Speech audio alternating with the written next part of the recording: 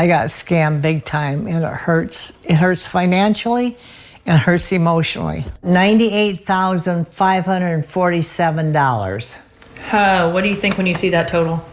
Makes me ill. I want to throw up. Pat Grubbs had spent decades building a life alongside her husband. When he died in 2020, what remained was not just grief, but a silence that filled every room. The rhythms of companionship, the small exchanges that structure a day, were suddenly absent. This is the condition in which Pat encountered Lewis. She did not seek out risk. She used a dating website, a platform designed precisely for this purpose, one that promised structure and legitimacy.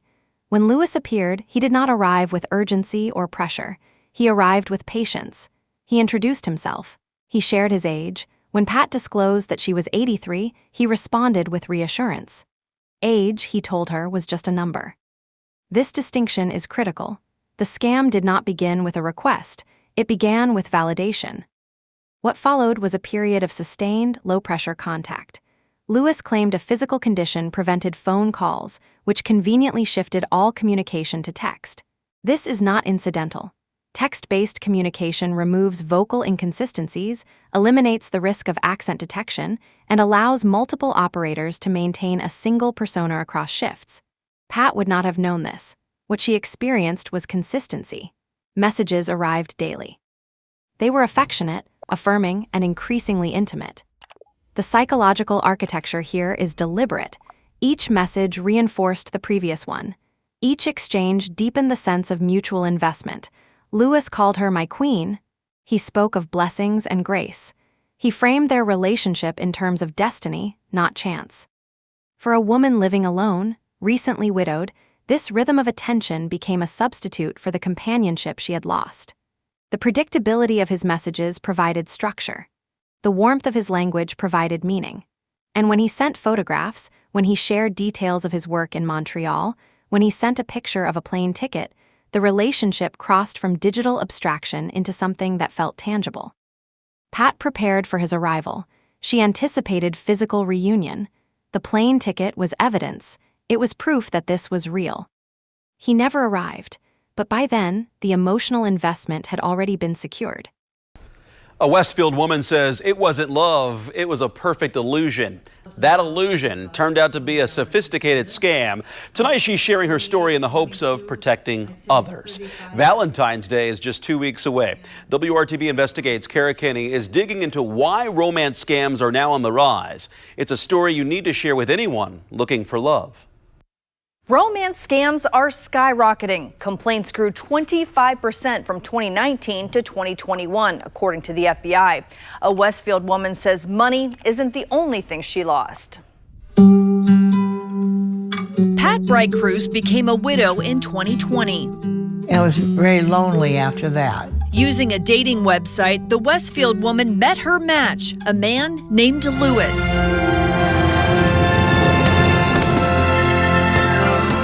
And he told me his age. He was 62, and I told him I was 83 at the time. And he says, oh, age is just a number. I don't care. Pat says Lewis had an accent that made it hard to understand him on the phone. He encouraged Pat to text with him away from the dating website. They texted a lot, exchanging hundreds of intimate messages for months. Like this one. Good morning, my queen. I hope you had enough rest last night. I pray for blessings and grace for both of us. I love you. And it got extremely romantic. And he says, I can't wait to be with you. And I mean, he just drew me in. And I fell in love with it. I fell in love with him. In those texts, Lewis sent pictures, supposedly of himself. And he asked me to send me pictures, you know. He says, you're absolutely gorgeous. Pat says Lewis claimed to be working for a construction company in Montreal and made plans to visit, even sending her a picture of his plane ticket. He says, we'll probably spend 24 hours in bed. I said, now let me know when you arrive so I can come pick you up. And he never did. Over the course of 6 months, Lewis convinced Pat to send him 5 checks to help with his business. Money she thought was going to her lover, instead pocketed by scammers. $98,547. What do you think when you see that total? Makes me ill. I want to throw up that I was that vulnerable. Pat became suspicious when Lewis sent her this contract asking her for $500,000 to invest in his business. It listed a Fort Wayne address, but when Pat checked it out in person, it was bogus. And then he stopped calling, he stopped texting after about 30 days when he realized I didn't have any more money. What was this like emotionally? I was heartbroken. The extraction did not happen all at once. It happened across 5 separate transactions over 6 months. Each check was a decision. Each decision was made in a context that had been carefully engineered. Lewis framed the requests as business needs.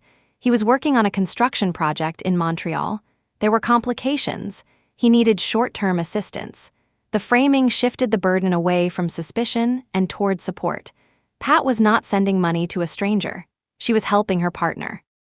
This is how process-based fraud operates. It does not rely on a single moment of deception. It relies on an accumulation of trust built through months of consistent interaction, which is then leveraged incrementally. The first check may have been small. The second, slightly larger. By the 5th, the pattern had been normalized. Each transfer felt reasonable in isolation. Pat had already invested emotionally. She had already shared intimate photographs. She had already planned a future. To question Lewis at that stage would have meant questioning her own judgment, her own perception, her own hope. The psychological cost of skepticism was higher than the cost of compliance. And the systems that might have intervened did not. Banks processed 5 separate checks to unfamiliar recipients. No flags were raised. No calls were made. The institutional infrastructure designed to protect consumers operated as though these transactions were routine. Because, from the outside, they were. An elderly woman sending money. It happens every day.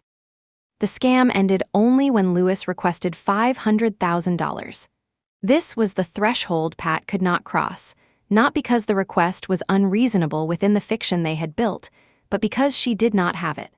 When she investigated the address listed on the contract and found it was false, the architecture of the deception became visible.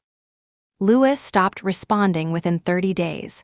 The consistency that had defined their relationship disappeared the moment Pat's resources were exhausted. The silence that followed was total. There are millions of images online that scammers have access to and can pull off of social media platforms. WRTV Investigates used reverse imaging on the photos Lewis sent to Pat, and we couldn't find anything. Why are these scams so lucrative? So when you think about phishing scams, when you think about other scams, it's one hit and out. These are so lucrative because people convince themselves, well, this person has been communicating with me for months.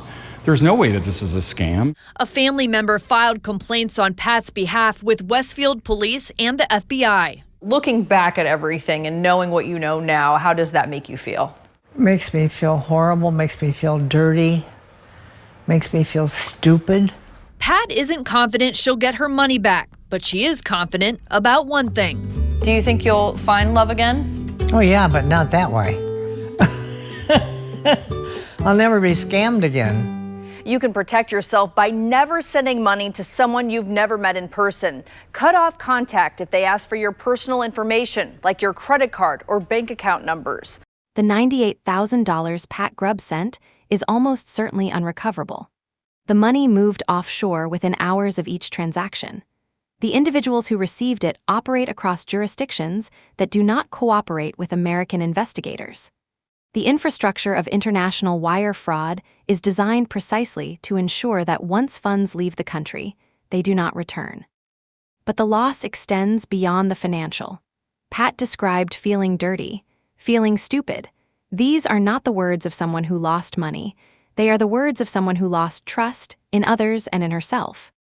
Westfield police have stated they will assess whether additional investigative actions are warranted.